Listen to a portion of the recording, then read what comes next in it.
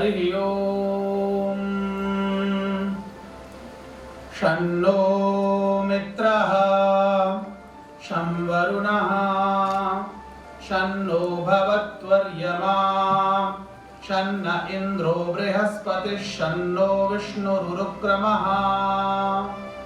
ॐ नमो ब्रह्मणे नमस्ते वायो त्वमेव प्रत्यक्षं ब्रह्मासि त्वामेव प्रत्यक्षं ब्रह्म वदिष्यामि ऋतं वदिष्यामि सत्यं वदिष्यामि तन्मामवतु तद्वक्तारमवतु अवतु माम् अवतु वक्तारम्। योगेन चित्तस्य पदेन वाचा मलं शरीरस्य च वैद्यकेन योपाकरोत्तं प्रवरं मुनीनां पतंजलिं प्राञ्जलिरानतोऽस्मि। अत्यंत उत्तम अवसर है। मंचासीन संस्था के संचालक संरक्षक आदरणीय पाहवा जी, गिली सखा जी, नगर के प्रथम नागरिक आदरणीय मुकेश जी कटवा जी और वरिष्ठ नागरिक आदरणीय दिवाकर जी नातू जी, सभी को मैं मंचासीनों को प्रणाम करता हूं। और जो मंच के समक्ष विद्यमान हैं ज्येष्ठ वरिष्ठ आदरणीय सोनू जी, गहलोत जी, घनश्याम जी, रत्नानी जी और जिनको मैं नाम से नहीं जानता हूं, सभी को मैं सादर प्रणाम करता हूं। चर्चा का बड़ा ही सुंदर आरंभ किया था भाई पुष्पेंद्र जी ने। दीक्षांत शब्द की कुछ व्युत्पत्ति जैसा करने का प्रयत्न हुआ है आरंभ में। दीक्षांत शब्द के अभिप्राय क्या है, दीक्षा का अंत है या दीक्षा का आरंभ है, दोनों भी चिंतन आए। अवसर भी दीक्षांत का ही है तो चर्चा भी थोड़ी दीक्षांत की करने के उपरांत मैं योग पर आकर के अपनी बात को संपन्न करूंगा, समय की भी मर्यादा है। दीक्षांत शब्द का जो प्रथम प्रयोग है वह उपनिषद में है। उपनिषद में भी तैत्तरीय उपनिषद, जो ईशावास्यादि 9 उपनिषद हैं जिन पर स्वयं साक्षात भगवान शंकर ने भाष्य लिखे हैं, उनमें से सप्तम उपनिषद जो है वह तैत्तरीय उपनिषद है। तैत्तरीय उपनिषद की 3 वल्लियां हैं, शिक्षावल्ली, ब्रह्मानंदवल्ली और भृगुवल्ली। इन 3 वल्लियों में से जो प्रथम वल्ली है उसे कहा जाता है शिक्षावल्ली। प्रकारांतर से उसे ही हम शिक्षावल्ली भी कहते हैं। शिक्षावल्ली का जो आरंभ है वह दीक्षांत ही है। दीक्षांत से अभिप्राय है कि वहां प्रसंग है वेदमनुच्य आचार्यो अन्ते वासिनम अनुशास्ति सत्यम वद धर्मं चर स्वाध्यायान् मा प्रमदः। तो यहाँ जो दीक्षांत है, इस दीक्षा का अभिप्राय है अनुशासन और उपदेश। वेदम अनुच्य, जब वेद का संपूर्ण अध्ययन कर लेने के उपरांत विद्यार्थी स्नातक होता है तो स्नातक विद्यार्थी को घर की ओर भेजने के समय या समाज में भेजने के समय आचार्य सभी को एकत्रित करके एक यज्ञ करते हैं और उस यज्ञ के साथ ही उन्हें उपदेश देते हैं और अनुशासित करते हैं। तो वह जो उपदेश है अनुशासन का, वही दीक्षांत है। तो जो अंत शब्द है इसमें दीक्षांत में, उस अंत शब्द का अभिप्राय है अंतेवासी। अंतेवासी से अर्थ क्या है? तो जिन्होंने उनके परिसर में आवास निवास करते हुए शिक्षा प्राप्त की है वे सभी हुए अंतेवासी। तो उन अंतेवासियों के लिए उपदेश करना, अनुशासित करना, यह दीक्षा है। तो दीक्षांत का अर्थ हुआ कि जो मेरे विद्यार्थी हैं, जिन्होंने मेरे संरक्षण में रह करके ज्ञान प्राप्त किया है, उन्हें मैं समाज में भेजने के समय अनुशासित कर रहा हूं। और अनुशासन में भी क्या कह रहे हैं? सत्यम वद, पहला अनुशासन सत्यम वद, आपको सत्य बोलना है। धर्मं चर, धर्म का आचरण करना है। स्वाध्यायान् मा प्रमदः, तीसरा अनुशासन है कि स्वाध्याय से प्रमाद नहीं करना है।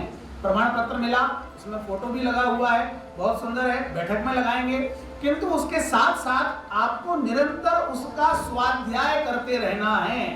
आपको पूर्णता प्राप्त नहीं हुई है, निरंतर स्वाध्याय करना। तीसरा उपदेश है स्वाध्यायान न प्रमदितव्यम, स्वाध्याय निरंतर करना है। फिर इसके बाद यान्यनवद्यानि कर्माणि तानि त्वयोपास्यानि, ऐसे कार्य जो हमारे इस परिसर में हमने आपको बताए हैं, सिखाए हैं, करने के लिए तैयार किया है, जीवन पर्यंत आपको उनका पालन करना है, उनका परित्याग करके दूसरी वृत्ति धारण नहीं करना है, ये उसका अनुशासन है। इसके बाद ये अनित्वया अस्माकं सुचरितानि तानि त्वयोपास्यानि नो इतराणि, जिस प्रवृत्ति को, जिस कार्य को, जिस धर्म को, जिस कर्म को करने के लिए आपको इतने वर्षों में यहाँ तैयार किया है, आपको उसी का आचरण करना है, अन्य वृत्ति, अन्य धर्म का आचरण नहीं करना है। ये आपके लिए उपदेश भी है और ये आपके लिए आदेश भी है, ये आपके लिए धर्म का उपदेश है और इसी को हम प्रकारांतर से दीक्षांत कहते हैं। अब योग प्रोटोकॉल के अनुसार आदरणीय गुरुजन ने आपको जो करने के लिए कहा है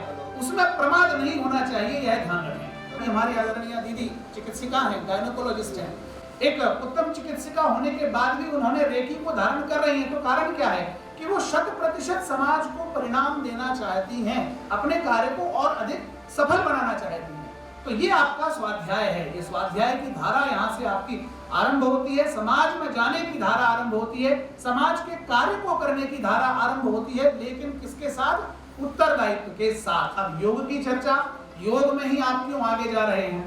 युज योगे, युज धातु जो है वो जोड़ने के अर्थ में होती है, तो युज योगे, जो हम कहते हैं कि यजन करना, योग करना, जोड़ना, तो किसको किससे जोड़ना है, हम किसे किसके साथ जोड़ रहे हैं? तो पतंजलि प्रथम सूत्र में ही कहते हैं चित्त वृत्ति निरोधः। सबसे पहले चित्त वृत्तियों को निरोध करते हुए यम, नियम, आसन, प्राणायाम, प्रत्याहार, धारणा, ध्यान और समाधि की जो पूर्ण एक धारा है, उस धारा को प्रवेश करते हुए आपके आभ्यंतर और बाह्य शरीर को परस्पर एक दूसरे से जोड़ना ही योग। योग को समाज में लेकर के जा रहे हैं, क्यों? हमें समाज को भी अनुशासित करना है, समाज को भी हमें योग में लिप्त करना है। कृष्ण तो कहते हैं योगस्था कुरु कर्माणि, अरे तुम जो भी कुछ काम कर रहे हो योग में स्थित होकर के करो। यत् करोषि यदस्नासि यज्जुहोषि ददासि यत् तपस्यसि कौन्तेय तत् कुरुष्व मदर्पणम्, कि तुम जो कुछ भी खा रहे हो, कर रहे हो, भजन कर रहे हो, दान कर रहे हो, वो सब कुछ मुझे अर्पण करते हुए तुम योग में स्थित होकर के अपने संपूर्ण जगत के कार्यों को कीजिए। यही तो योग है। तो योग हमारा आंतरिक योग और बाह्य योग दोनों प्रकार से जब एक दूसरे के साथ जुड़ता है तभी हमारी परम अवस्था योगी की होती है।